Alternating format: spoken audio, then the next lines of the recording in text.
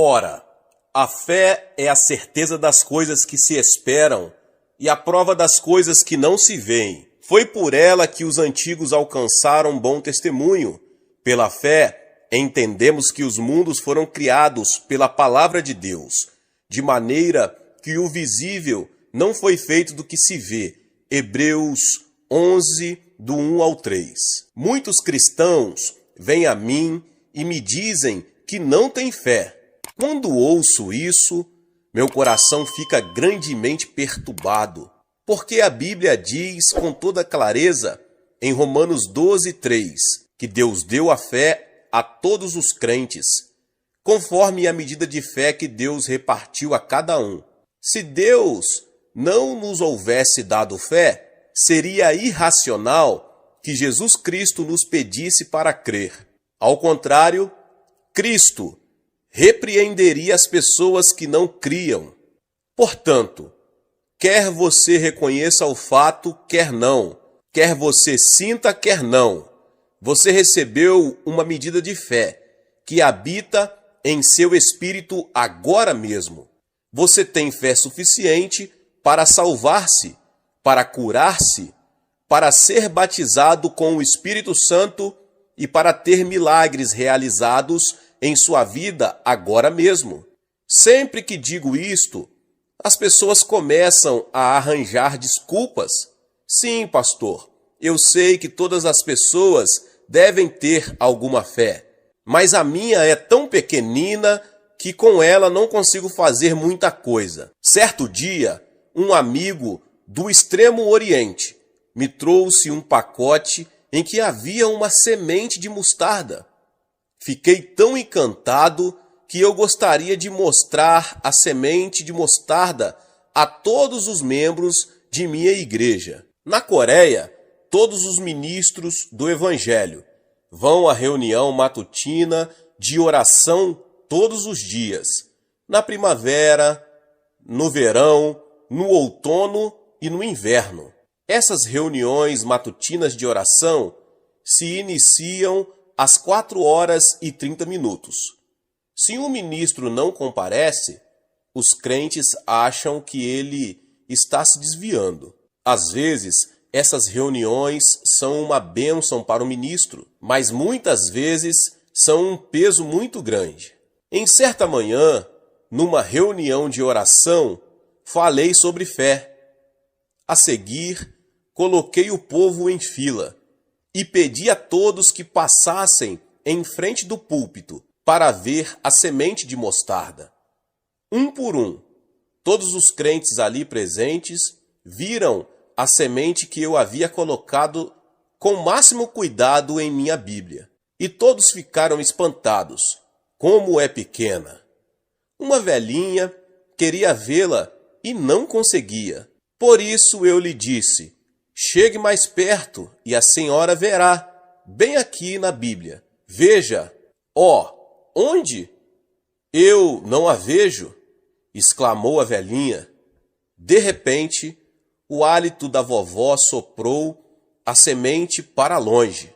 Com todo cuidado e ansiedade, procurei a semente, mas era tão pequenina que jamais a encontrei. Foi quando o Espírito Santo me disse no coração: filho, se aquela semente de mostarda é tão pequenina que o hálito dessa velhinha pôde soprá-la e fazê-la desaparecer, os crentes não deveriam preocupar-se com a medida de fé que receberam. Se tiverem uma fé muito pequena, do tamanho daquela sementinha, podem ordenar a uma montanha que se lance ao mar. Sim, você não precisa preocupar-se com a medida de fé que recebeu. Antes, preocupe-se com o desenvolvimento da fé que você já possui no coração. Há 17 anos, quando me formei no Instituto Bíblico, eu não tinha um centavo. Eu tinha apenas um terno, mas pela fé iniciei uma igreja numa das piores áreas de Seul. Estou dizendo isto para a glória de Deus.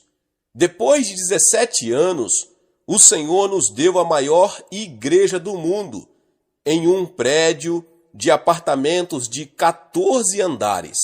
O custo total das obras somou 5 milhões de dólares e cada centavo foi ganho pela oração de fé. Comparada a outras nações, a Coreia ainda está num estágio de desenvolvimento. Se os cristãos do mundo inteiro, de todas as nações, permitissem que o Senhor os mobilizasse pelo poder vivificador do Espírito Santo, a bandeira da cruz de Cristo seria espalhada pelo mundo todo. Desejo partilhar com vocês o segredo do desenvolvimento da fé adormecida. A Bíblia nos ensina com clareza os passos que devem ser dados para o desenvolvimento desta fé que nos foi dada. Fé é a certeza das coisas que se esperam. Em primeiro lugar, se você quer desenvolver sua fé, a que já existe em seu coração, é preciso que você tenha objetivos claramente definidos. Muitas pessoas oram e pedem generalidades, mas Deus não gosta de ouvir orações a respeito de generalidades. Fé é a substância, a certeza das coisas que esperamos, mas se não temos um objetivo muito bem delineado, Deus não ouve nossas orações. Aprendi essa lição em circunstâncias muito peculiares. Na época em que fundei minha igreja, eu era muito pobre. Realizávamos nossos cultos sob uma tenda de lona do exército, toda rasgada. Os crentes sentavam-se sobre tapetes de tapetes, e eu morava numa casa de um quarto só, de chão de terra batida. Certa noite, quando eu estava orando, comecei a sentir-me como um idiota, por estar vivendo esse tipo de vida, embora a Bíblia me dissesse que eu sou filho de Deus, um príncipe, filho do Rei dos Reis e Senhor dos Senhores. Por isso, eu disse a mim mesmo: ora, por que um filho de Deus deve levar uma vida dessas, de tanta pobreza? Eu deveria ter pelo menos uma mesa modesta, uma cadeira e uma bicicleta. Nessa época, essas coisas para mim eram quase equivalentes a $1 milhão. Então eu me ajoelhei e orei: Pai, pelo menos sou digno de ter uma mesa, uma cadeira e uma bicicleta. Por favor, dá-me estas coisas. Louvado seja Deus. Eu creio no nome de Jesus. A seguir, fiquei esperando a resposta 1 mês, 2 meses, 3 meses e finalmente 6 meses, sem que nada acontecesse. Em meu desânimo, eu orei assim: Pai, se não consigo crer que receberei essas coisas, como posso ensinar a esse povo e pedir-lhes que creiam? Serei um tremendo hipócrita se lhes pedir que creiam em coisas em que eu próprio não creio. Eu pedi uma mesa, uma cadeira e uma bicicleta há mais de 6 meses. Por que não me respondestes? Eu sei que tu não mentes e sei que tu vais responder-me, mas não sei quando. Se esperares até que eu morra, que proveito terei? Pai, podes tu apressar a resposta a meu pedido? Depois de eu ter orado, senti uma paz maravilhosa entrar em minha alma. A seguir, a voz tranquila de Deus começou a fazer-me ouvir distintamente em meu coração. O que o Senhor disse revolucionou minha vida toda. Filho, ouvi sua oração há 6 meses. Estou esperando um pedido específico, bem definido. Você está pedindo coisas em termos tão vagos que não consigo atender a seu pedido. Há tantos tipos diferentes de mesas, tantos tipos diferentes de cadeiras e tantos tipos diferentes de bicicletas. Você apenas me pediu uma mesa, uma cadeira e uma bicicleta, de modo que ainda estou esperando que você me diga que tipo de mesa, cadeira e bicicleta você quer. Ajoelhei-me de novo e orei: Pai, lamento muito. Cancela todas as minhas orações do passado, que eu vou começar tudo de novo. Ajoelhei-me ali e comecei a ver com clareza a mesa, e eu disse: Pai, quero uma mesa de mogno das Filipinas. Entenda isso. Se eu devia pedir coisas a Deus, devia pedir o melhor.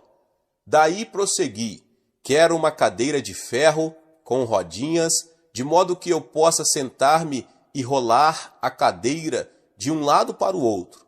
Não quero uma bicicleta feita no Japão ou na Coreia, porque são fracas. Quero uma feita nos Estados Unidos. Eu havia feito um pedido definido ao Senhor, e ele não podia cometer um engano. Eu estava cheio de esperança, de alegria e de fé. Louvei ao Senhor pela sua bondade e fui dormir. Na manhã seguinte, às 4h30, eu estava pronto para ir à reunião de oração da igreja. Olhei bem dentro da minha alma e me senti desanimado. Na noite anterior, eu fora dormir cheio de fé, mas durante a noite parece que minha fé vazou e desapareceu. Ter fé é uma coisa, mas é outra coisa diferente manter a fé viva até que a resposta venha. Então eu orei assim: Pai, ontem à noite eu tinha toda a fé deste mundo, mas por alguma estranha razão, toda a minha fé parece ter se evaporado e sumido de vez. De que forma posso manter minha fé até receber tua resposta? A seguir, cuidadosamente, abri minha Bíblia e meus olhos caíram em Romanos 4,17. Deus que vivifica os mortos e chama à existência as coisas que não são como se já fossem. Aqui estava a resposta. De novo, eu me senti cheio de alegria. Eu podia considerar aquelas coisas como se já me pertencessem. Fui à igreja naquela madrugada e preguei como se o templo todo estivesse em chamas. No fim do culto eu disse: Irmãos, eu tenho uma mesa, uma cadeira e uma bicicleta. Todos aqueles irmãos suspiraram, porque não imaginavam como um pobre pastor poderia conseguir uma mesa, uma cadeira e uma bicicleta de um dia para o outro. Após o culto, alguns jovens puseram-se a seguir-me e ficaram perguntando-me se eu podia mostrar-lhes a mesa, a cadeira e a bicicleta. Não imaginei que alguém fosse capaz de fazer isso, de modo que agora eu me via metido num problemão. Eu sabia que se aqueles jovens entendessem que eu lhes havia pregado uma mentira, o meu ministério estaria terminado ali. Falei bem depressa com o Senhor: Senhor, não foi minha ideia de testemunhar daquela forma, a ideia foi tua. Agora estou enfiado numa encrenca e tu tens que ajudar-me. Estando em oração, recebi sabedoria do Senhor e pedi àqueles jovens que viessem até minha sala. Eles vieram, expuseram a olhar por todos os cantos à procura de uma mesa, uma cadeira e uma bicicleta. Então eu disse: Senhor Pike, eu tenho uma pergunta a fazer. Depois que o Senhor me responder, eu lhe mostrarei minha mesa, cadeira e bicicleta. Disse-me ele: adiante, pergunte. Então eu lhe perguntei: durante quanto tempo você ficou no útero da senhora sua mãe antes de nascer neste mundo? Respondeu-me ele: 10 meses. Na Coreia contamos o tempo pelo calendário lunar. Por isso é que contamos 10 meses o período de gestação do ser humano. Então eu lhe repliquei: você era realmente um feto no útero de sua mãe? Ninguém viu você. Então veio uma resposta impaciente. Que conversa tola é essa? É claro que ninguém podia ver-me lá. Respondi então: você era um bebê que crescia lá dentro. Tanto o era antes como depois de haver nascido.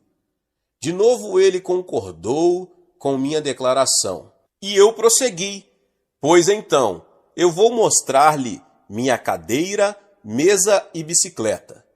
Na noite passada eu me ajoelhei e orei, e concebi uma mesa, cadeira e bicicleta. Estão crescendo aqui dentro de mim. Com isso, eles explodiram com risadas, e de tanto rirem, puseram-se a rolar pelo chão.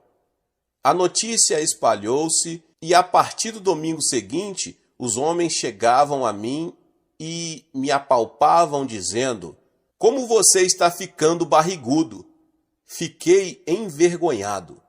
Parecia que todos na igreja estavam zombando de mim, mas a partir daquele dia eu sabia que tinha aqueles objetos crescendo dentro de mim.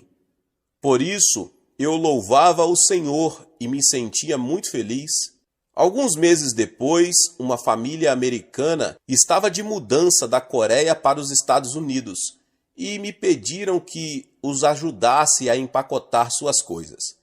Senti-me feliz pela oportunidade de ganhar um dinheirinho extra e então corri à casa deles.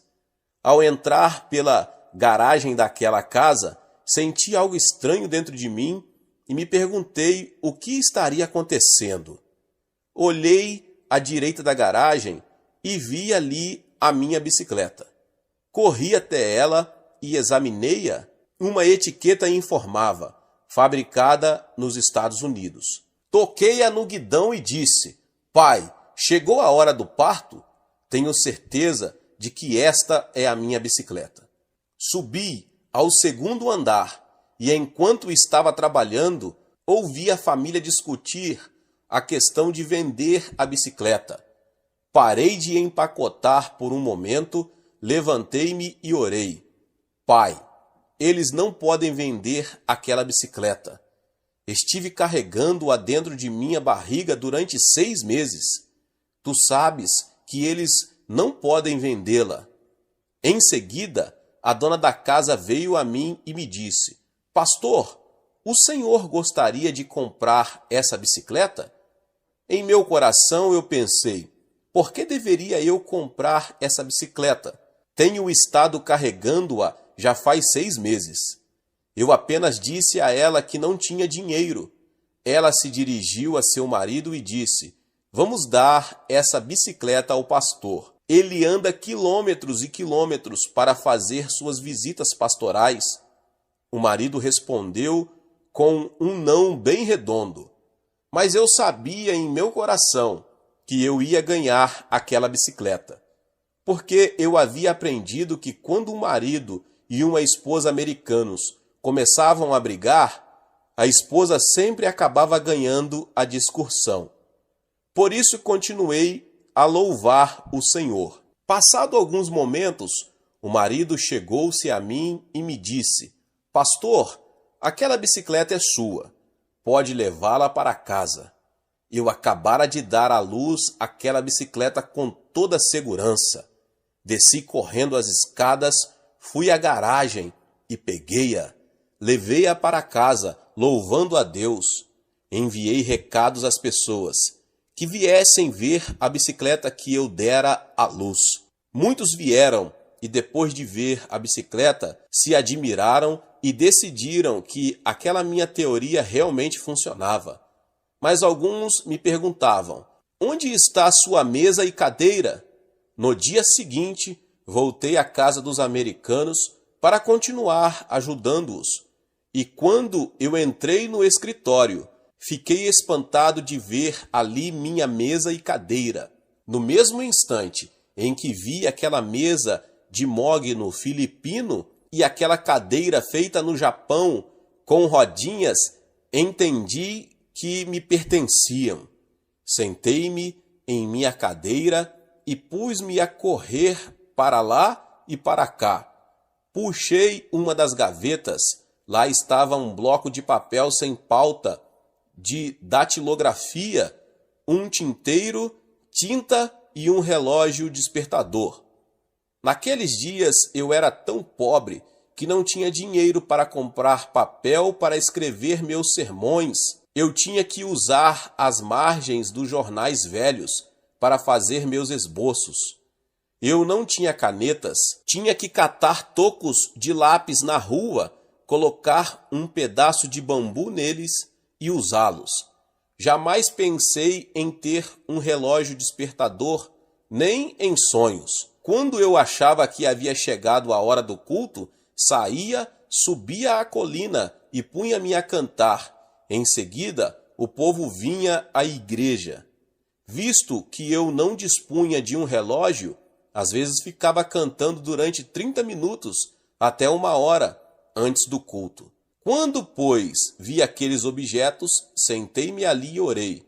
Pai, eu não pedi todas essas coisas, mas, por favor, inclua-as agora mesmo, pois tu és aquele que provê abundantemente.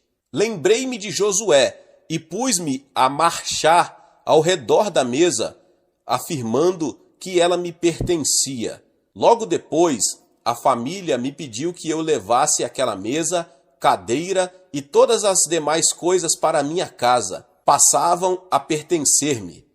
Eu as levei para o meu quartinho. Quando me sentei na cadeira, lembrei-me subitamente que se eu usasse em meu ministério aquela mesma lei de fé, o sucesso seria muito grande e todo para a glória de Deus. Por que não deveria eu usar essa lei da fé? A partir daquela época, eu jamais orei de modo genérico, mas procuro ver as coisas com máxima clareza, com os olhos da fé. Se você não tiver uma visão nítida, muito nítida mesmo, de seu objetivo na vida, Deus não pode dar-lhe uma resposta definida às suas orações. Lembre-se de quando Jesus estava descendo a estrada de Jericó, e o cego Bartimeu se pôs a clamar: Jesus, filho de Davi, tem misericórdia de mim?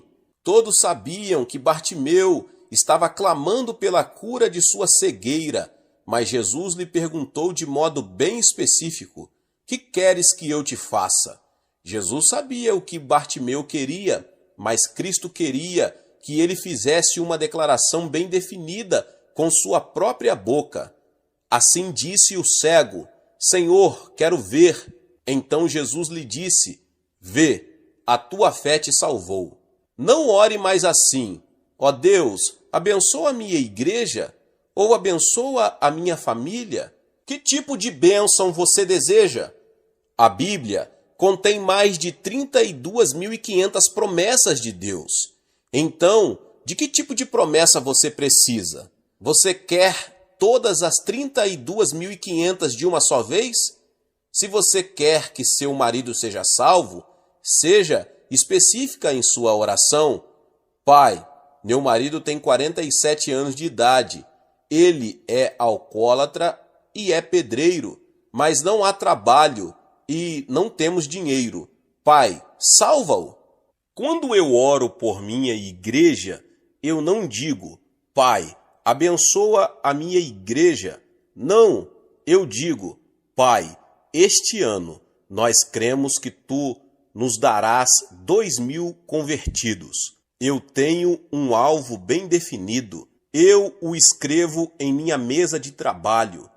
Durante vários anos criei que Deus nos daria 2.000 convertidos todos os anos. Este ano, porém, mudei meu alvo. Eu orei assim: Deus, tu tens nos enviado 2.000 novos convertidos todos os anos. Este ano, porém, esquece os 2.000 e envia-nos o dobro. Queremos 4.000 convertidos. Nos primeiros 2 meses, já recebemos 600 novos convertidos. Ser-lhe-á feito conforme você crê em seu coração. Dize-nos as Escrituras que aquilo que atarmos na terra será atado no céu, e o que desatarmos na terra será desatado no céu. Quando Moisés estava nas praias do Mar Vermelho, todo o exército egípcio nos calcanhares dos israelitas, estes não sabiam o que fazer. Então Moisés se pôs a clamar ao Senhor, mas o Senhor repreendeu a Moisés por causa de sua oração. Disse-lhe o Senhor: por que clamas a mim? Dize aos filhos de Israel que marchem. Moisés, estende a tua mão e divide o mar vermelho. Era da responsabilidade de Moisés exercer fé em Deus. É sua responsabilidade hoje, e não de Deus, o exercício de sua fé. Deus lhe deu sua palavra. Ele lhe deu seu espírito e fé. Agora ele lhe pede que você creia. Não precisamos esperar até o próximo ano. Podemos experimentar os milagres da salvação, da cura e das respostas às nossas orações agora mesmo. Em segundo lugar, você deve apresentar um pedido específico. Diz a Bíblia que a fé é a certeza das coisas que se esperam. Esperar algo significa ter entusiasmo a respeito de algo. O cristianismo sem entusiasmo é morto. Deus jamais construirá seu reino em cima de uma fé morta. Ele quer um coração entusiasta. Se você tem um objetivo, você precisa envolvê-lo em entusiasmo e num desejo fervoroso de ver esse objetivo realizado. Quando fui à Grã-Bretanha, meu coração ficou pequenino quando vi tantas catedrais bonitas fechadas. As pessoas deixaram de ir à igreja naquele país. A maravilhosa história do reavivamento wesleyano, do reavivamento do exército da salvação e das ações magníficas de Deus eram apenas um registro histórico nos livros. Haviam passado. As pessoas haviam abandonado as igrejas. Não buscavam a Deus como outrora haviam feito. Senti que esse país deve arrepender-se e voltar-se para Deus ou sofrer a escravidão do comunismo. Houve uma ocasião em que a Inglaterra era o país que enviava missionários aos pagãos e Deus a havia abençoado grandemente. Mas por causa da iniquidade e do abandono do Senhor, Deus colocou esse país de lado. Há mais paganismo na Inglaterra e em muitos países desenvolvidos hoje do que em algumas terras do Oriente. Mas o vento do reavivamento do Espírito Santo está soprando por todos os países desenvolvidos e por todo o mundo. Quando Cristo iniciou seu ministério terreno, dirigiu-se ao Rio Jordão e foi batizado por João Batista. Depois ele se levantou e começou a pregar. Todavia, antes que ele fizesse qualquer coisa, os céus se abriram e o Espírito Santo desceu. Por quê? Porque o poder do Espírito Santo é a única resposta para a horrenda situação deste mundo. O Espírito Santo traz entusiasmo ao seu coração. Ele possibilita você enxergar seu objetivo com grande entusiasmo e fica morando dentro de você. Mediante sua imaginação santificada, você começa a ver seu projeto alcançado, realizado, e à medida que você vai caminhando em sua imaginação, você começa a sentir e a usufruir esse objeto alcançado. Há 5 anos, quando o Espírito Santo me pediu que construísse uma igreja do tamanho do Royal Albert Hall da Inglaterra, capaz de acomodar 10.000 pessoas, coloquei esse objetivo claríssimo em meu coração. Pus-me a alimentar um desejo entusiástico e, através de minha imaginação, 5 anos antes de a igreja estar construída, eu vi o edifício, entrei nele, usufruí de suas instalações e preguei de seu púlpito vezes sem conta.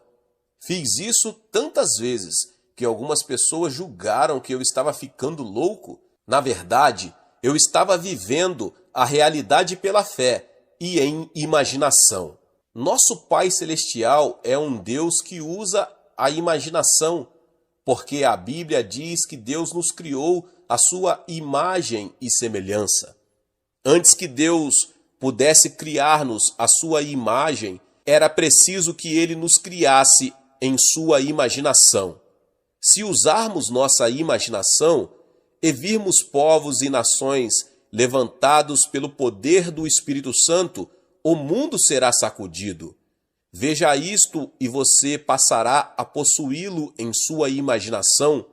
A seguir, você vai experimentar sua realidade. Muitas pessoas querem ter o que objetivam na realidade, antes de tê-lo em sua imaginação, mas as coisas não funcionam assim. Se você não mudar sua imaginação, não torná-la diferente, na verdade você não poderá ter vitória em sua vida. Disse o Senhor Jesus: arrependei-vos, está próximo o reino dos céus. A palavra grega para arrepender-se é metanoia, que significa mudar o modo de pensar, mudar o modo de sentir. Mediante Cristo, podemos mudar, sair da consciência de pecado e entrar na consciência de justiça, sair da consciência de doença para a consciência de saúde, da consciência de fracasso para a consciência de sucesso. Manda-nos a Escritura que vigiemos nosso coração acima de todas as coisas, porque do coração partem todas as saídas da vida. Sua vida futura depende de seu pensamento hoje e de sua imaginação. Se você encher seu coração de pensamentos negativos, você jamais será vitorioso. Durante uma estada de 3 dias em Cardiff, tive um período de maravilhosa camaradagem com os pastores que ali estavam. Eles estavam falando de como as Ilhas Britânicas se haviam tornado um campo missionário difícil. Com enorme pesar, eles discutiam as dificuldades e as circunstâncias impossíveis. Por fim, disse eu: sim, é difícil porque vocês estão dizendo que é difícil. Vocês acham que Deus acha essa tarefa difícil? Responderam eles: não, achamos que não. Então eu lhes retorqui: muito bem, se Deus não acha a tarefa difícil, não digam que é difícil. Meus irmãos e irmãs, pensem como Deus pensa. Veja as coisas como Deus as vê, fale como Deus fala, mude sua imaginação, adquira uma expectativa entusiástica e veja seus objetivos realizados. Em terceiro lugar, consiga as coisas pela fé. Em certo sentido, os cristãos são artistas. Tomamos o pincel da oração, mergulhamo-no na tinta da palavra de Deus e começamos a pintar nossos objetivos na tela de nossos corações pela fé. Finalmente, ei-los pintado todos ali, tudo realizado, o marido salvou-se, os filhos voltaram-se para o Senhor, a igreja foi construída e a nação reavivada. Desenhe o quadro com toda a clareza em seu coração. Depois, pela fé, ajoelhe-se e ore até que esse quadro seja substituído pelo real, até que o sonho se transforme em realidade. Certeza em grego é upostasis, que significa título de propriedade, documento legal. Desde que você tenha a escritura de propriedade de uma casa, essa casa lhe pertence. Desde que você tenha a escritura de propriedade de um terreno, esse terreno lhe pertence. Depois de traçar um quadro lindo em seu coração, você se ajoelha e ora. Uma tremenda paz inunda seu coração e você passa a ter certeza de que Deus respondeu a sua súplica. Pela fé, você passa a possuir o título legal de propriedade e o bem vai para a pessoa que possui a escritura definitiva. Estando eu orando, pedi a Deus 3,5 milhões de dólares, necessários para eu construir minha igreja. De início, esse projeto me parecia uma das altíssimas montanhas dos Alpes. O peso desse empreendimento era esmagador e piorou depois que eu me dirigi ao tesoureiro da igreja e lhe perguntei quanto dinheiro tínhamos no banco. Informou-me ele que dispunhamos de apenas 3.000 dólares. De que maneira poderia eu construir uma igreja dispondo de só 3.000 dólares e sabendo que a renda média de uma família na Coreia, nessa época, era de apenas 300 dólares por ano? Imagine construir essa igreja dispondo de membros desse tipo. Parecia um projeto impossível. Se eu me curvasse perante a matemática, estaria perdido antes mesmo de iniciar. Mas eu me ajoelhei, contemplei a face de Cristo e o Senhor me disse: tudo é possível ao que crer. Então perseverei em oração. Passou-se 1 mês, 2, 3 meses se passaram e eu continuava com aquele grande peso. No meio da noite eu me levantava e ia para um canto de meu dormitório, chorando e clamando diante de Deus. Minha esposa às vezes se espantava e se assustava, com medo de que eu tivesse ficando louco, e tentava persuadir-me a consultar um médico. Com frequência, eu chegava à igreja dirigindo meu carro, mas estava ocupado orando e nem percebia que havia chegado. Eu estava extremamente engajado na oração, pois tinha um objetivo muito delineado. Eu conseguia ver meus quadros com toda clareza e era movido por um entusiasmo tremendo, mas ainda não tinha toda a certeza da realização. Finalmente, depois de 3 meses, numa certa manhã, minha mulher me chamou para o café. Estando sentado à mesa, uma tremenda paz encheu todo o meu ser. Era a certeza que chegava. De súbito, eu pulei da cadeira e gritei: consegui! Consegui! Minha esposa veio correndo e me disse: acalme-se, acalme-se. Que foi que você conseguiu? Respondi-lhe imediatamente: 3,5 milhões de dólares. Ela ficou pensando que eu estava maluco, mas eu disse a ela que essa convicção estivera crescendo dentro de mim, algo no valor de 3,5 milhões de dólares. A partir desse dia, os 3,5 milhões de dólares me pareciam uma pedrinha na palma de minha mão. Eu sabia que me pertenciam e que a resposta estava a caminho. Hoje, a igreja está edificada e paga. Deus é o mesmo em todo o universo. É a nossa fé que move a mão de Deus. Liberte-se desse pensamento negativo, segundo o qual a tarefa à sua frente é impossível. Substitua pela ideia positiva de que tudo é possível ao que crer no Senhor Jesus Cristo. Em quarto lugar, quando você tiver essa certeza, deve começar a invocar as coisas que ainda não tem, como se já as tivesse. Você precisa crer na palavra de Deus, a palavra de criação. Deus disse: haja luz e houve luz. Ele criou os céus e a terra pela sua palavra. Deus criou as estrelas e todo o universo pela sua palavra. E Deus quer que você pronuncie as mesmas palavras com sua própria boca.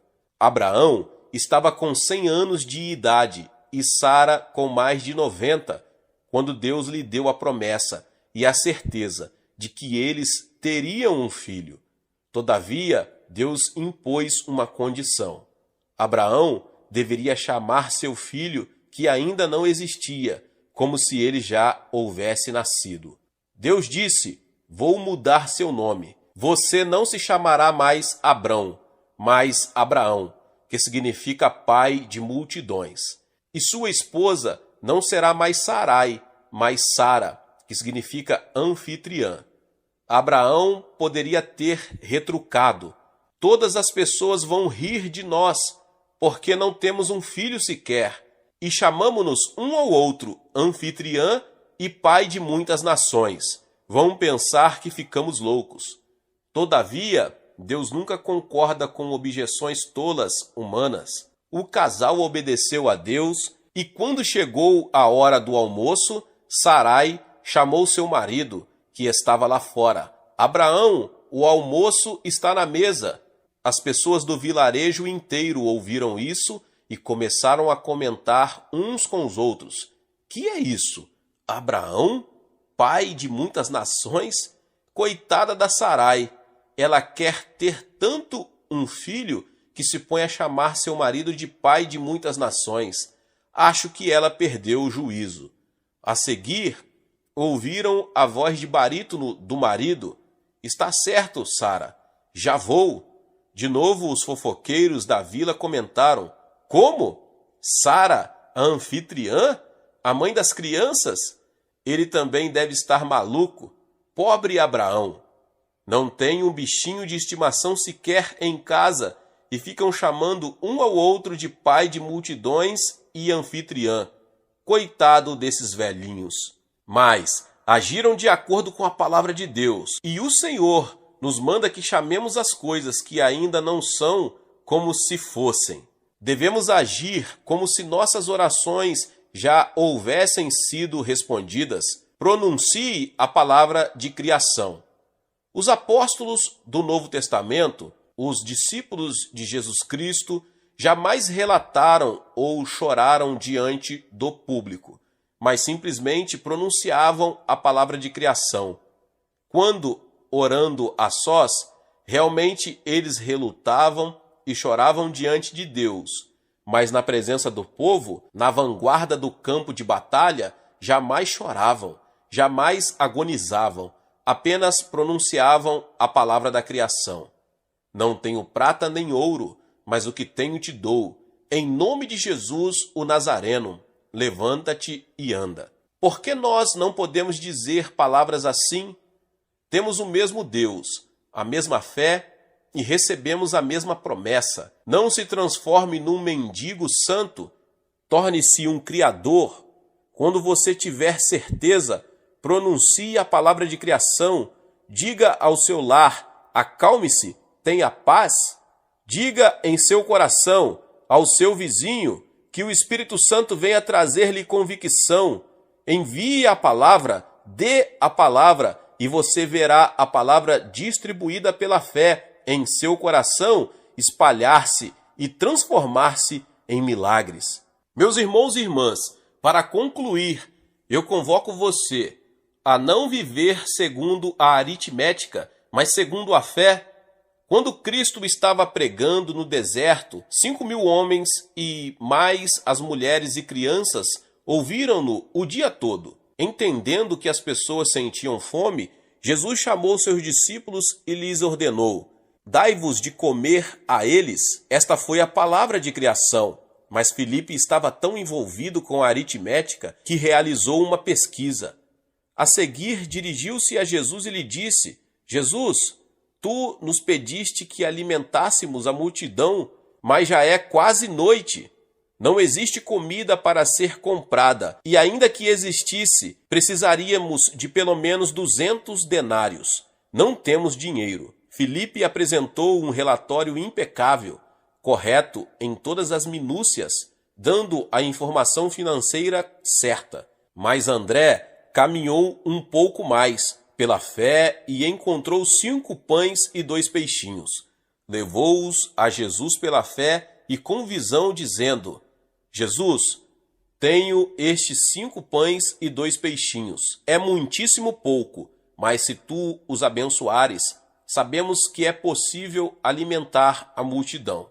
Cristo não repreendeu Filipe, mas deixou-o de lado, dirigiu-se para o lado de André e abençoou o pão e o peixe e alimentou toda a multidão.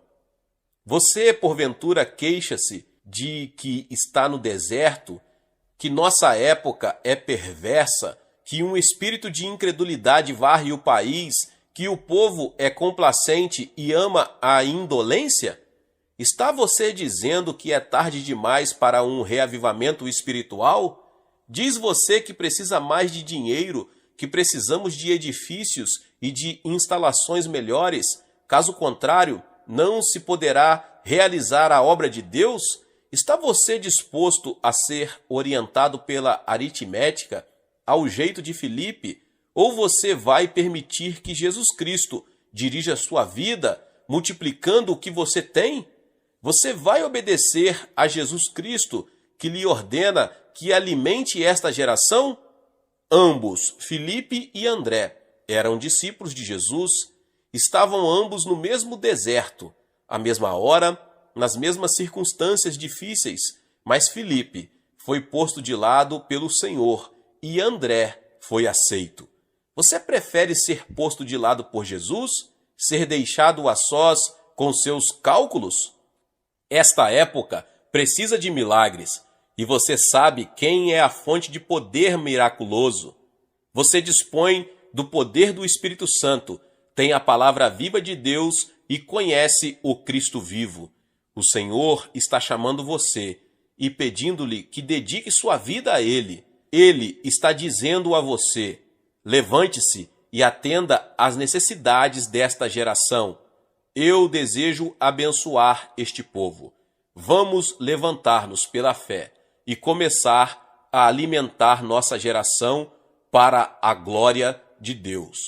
Meus irmãos e irmãs, que palavra abençoada, maravilhosa e poderosa.